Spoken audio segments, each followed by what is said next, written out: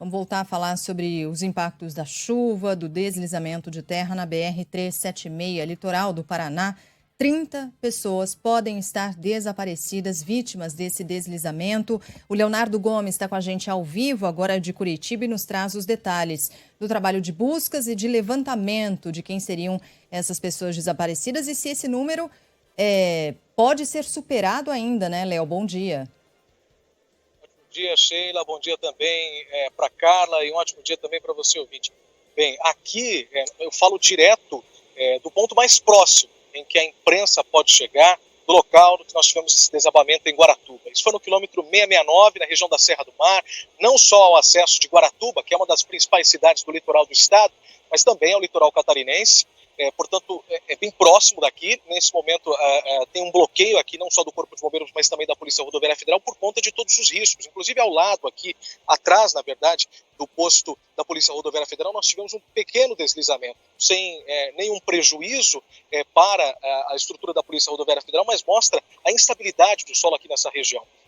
Nós tivemos, desde o início do dia, e até há pouco aqui o sol aparecia nessa região, não chove nesse momento, depois de a chuva não cessar por dias e dias. Apesar disso, há a previsão de mais instabilidade, e como a Sheila comentava, nós temos essa estimativa, né, a própria Polícia Rodoviária Federal, assim como também a Defesa Civil, as forças de segurança aqui do estado, trazendo apenas uma estimativa, dizem com todas as letras de que não dá para ter com exatidão o número de desaparecidos, mas sim um número aproximado também de veículos, né? Aproximadamente 20 veículos que estão soterrados, assim como pelo menos 30 pessoas desaparecidas e que potencialmente podem estar mortas, uma vez que esse deslizamento ocorreu na noite de segunda-feira. Portanto, nós temos aí vários dias, mais de 3 dias em que isso aconteceu e que algumas pessoas provavelmente ainda estão soterradas.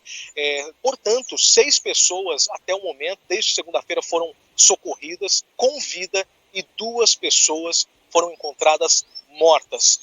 3 veículos leves já foram resgatados, ou melhor, foram, recuperados, assim como também 2 veículos pesados. Mas como as imagens mostram, existem veículos que até, olhando assim, com imagens aéreas, é possível observar que existem um número muito maior de veículos por lá.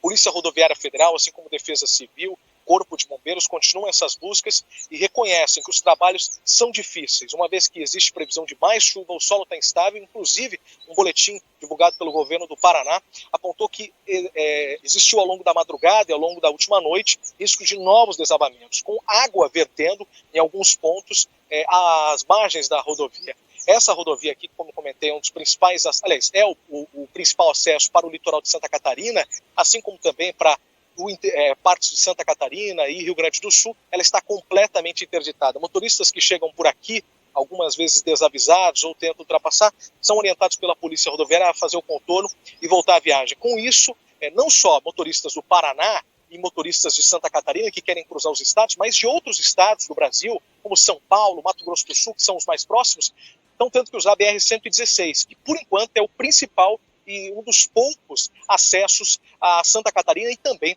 ao Rio Grande do Sul. Leonardo, ontem a gente conversou, inclusive aqui na rádio, né, ao vivo, com o superintendente da Polícia Rodoviária Federal, aí no Paraná, concedeu a entrevista coletiva em Curitiba, falando sobre esse deslizamento. Só repetindo, ele aconteceu na noite de segunda-feira e foi ontem, somente na quarta-feira, é que essa estimativa de 30 pessoas desaparecidas, 30 possíveis vítimas, essa informação foi divulgada.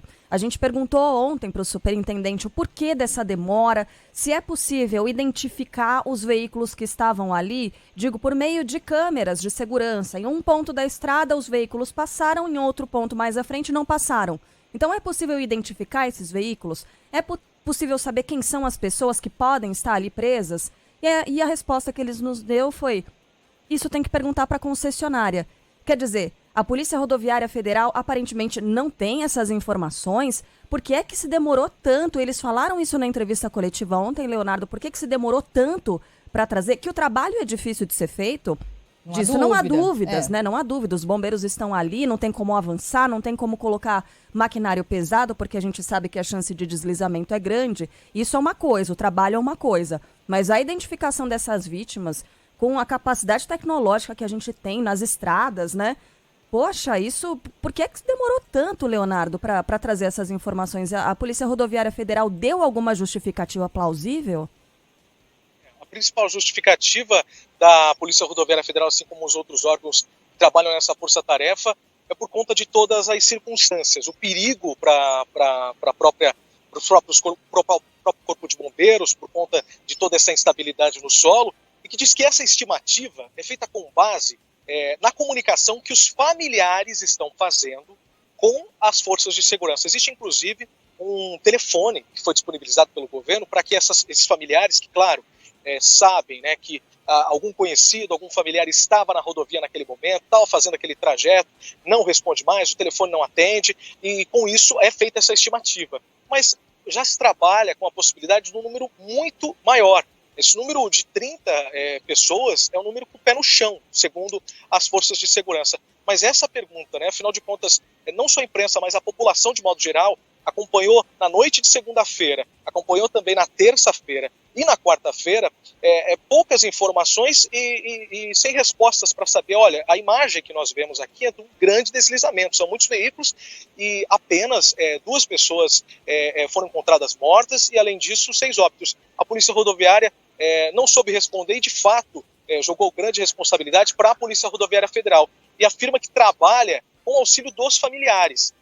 Além disso, claro, trabalha com drones, além dos próprios oficiais que estão em campo, trabalha também com câmeras termais, só que essas câmeras termais, que naturalmente medem a temperatura e com isso conseguem detectar a presença de uma pessoa que esteja viva ainda, elas não conseguem observar ou detectar a presença de calor a muitos metros embaixo da terra. Com isso acaba dificultando ainda mais, uma vez que já foi feito um trabalho e mostra que não existem corpos ou pessoas com vida muito mais perto do solo, ou mais perto, enfim, dos casos que a gente observa nas imagens. E com isso os trabalhos vão demorando. Mas, de fato, esse é um questionamento que ainda ronda a Polícia Civil. A reportagem da Band News FM cobra a corporação para que traga uma resposta mais exata quanto a isso.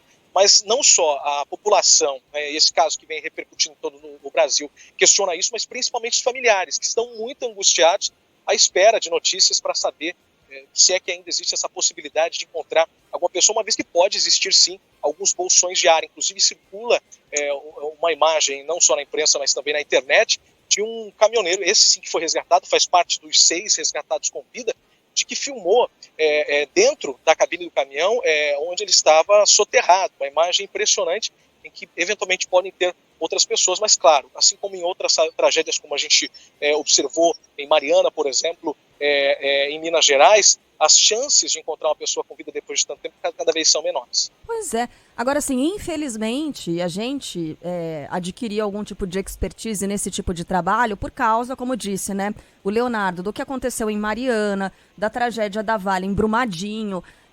Há profissionais que hoje sabem como lidar em uma situação como essa, que têm equipamentos, inclusive, que podem ajudar a localizar esses corpos. E até ontem, a gente não tinha a informação do tamanho dessa tragédia, porque é uma tragédia. Desde segunda-feira, inclusive as equipes de reportagem não tinham as condições de trazer, né? Sim. Saber se tratava de fato de algo muito grande ou se é um bloqueio de rodovia, informação de serviço. Então, olha, é lamentável a forma como esse deslizamento e essa tragédia, 30 pessoas desaparecidas, como isso está sendo tratado pelas autoridades, pela Polícia Rodoviária Federal no Paraná, né? Terrível, terrível.